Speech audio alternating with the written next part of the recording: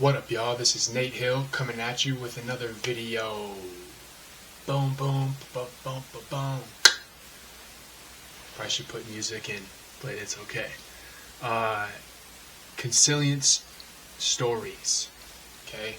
This is a story where I provide traits about the character, the beginning scenario, the problem, and the narrative, and then the solution. These stories kind of provide a better understanding and a better perspective on what consilience is, and kind of is portrayed through a character, and then the character uses consilience to solve the problem.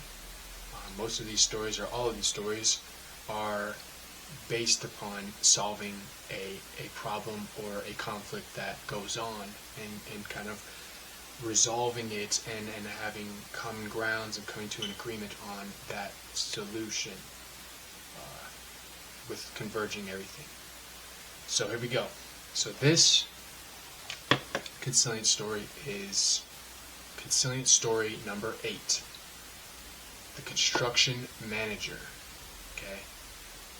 Some of the traits of this construction manager is this is an experienced construction manager that has worked on many projects, managed many projects.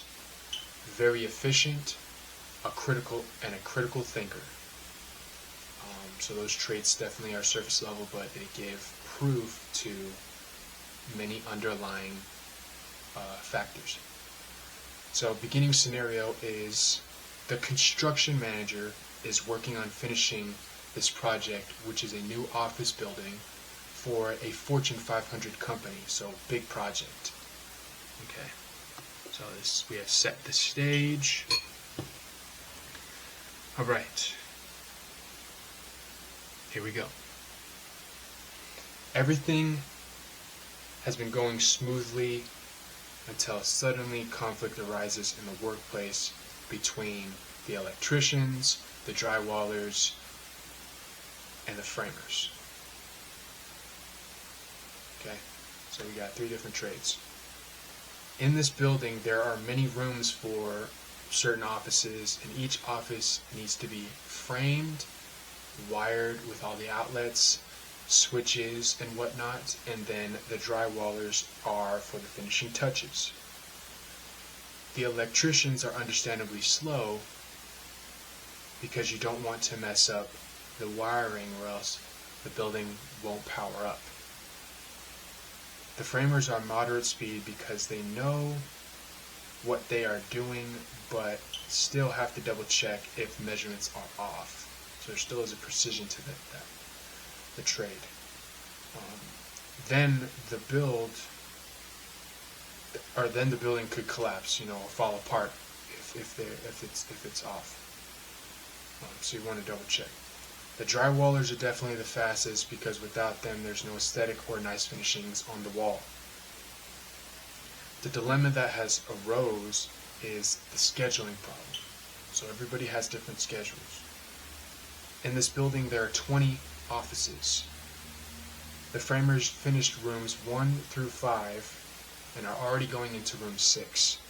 The electricians finished rooms 1 through 3, then decided to take lunch. But the drywallers are ambitious and didn't want to take their lunch and moved along and finished rooms 1 through 5.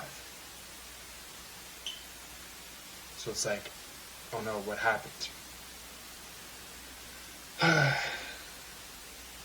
The drywallers moved their material into room 6 and 7, getting in the way of the framers, so everything has stopped. And this is where arguments and tensions start to flood the workplace. So you have the drywallers, the electricians, and the framers. Like, there's a schedule that each of these guys have to follow, but the drywallers were ambitious because they're so fast, they want to get it done, that they stepped on, they stepped on the electricians, which is not a good thing. So, where do we go from here? The construction manager pretty much got to the point where the construction manager had to get involved. Our character had to step in and resolve this conflict. So to nip it all in the bud, okay, this is very important, okay, To nip it all in the bud, the construction manager takes all the blame, just like all leaders should. Okay, let's sort this out. It's all my fault anyways because of scheduling. So it takes the tension off everybody else. To resolve some of the tension, let's help the drywallers move their material out of the way so we can let the framers get back to it. So this is a compromise, because we're all a team here, so if somebody messes up, we gotta sometimes help them unfix that or unmess that problem up. So the drywallers need to remove drywall from the rooms 4 and 5 so the electricians can wire those rooms. So yeah, the electricians, they did rooms 1 through 3 and then they took lunch, and so the drywallers went through 1 through 5, and then they went over rooms 4 and 5 where those rooms weren't wired yet, so they had to remove that material. So yeah, that's the problems that's arising.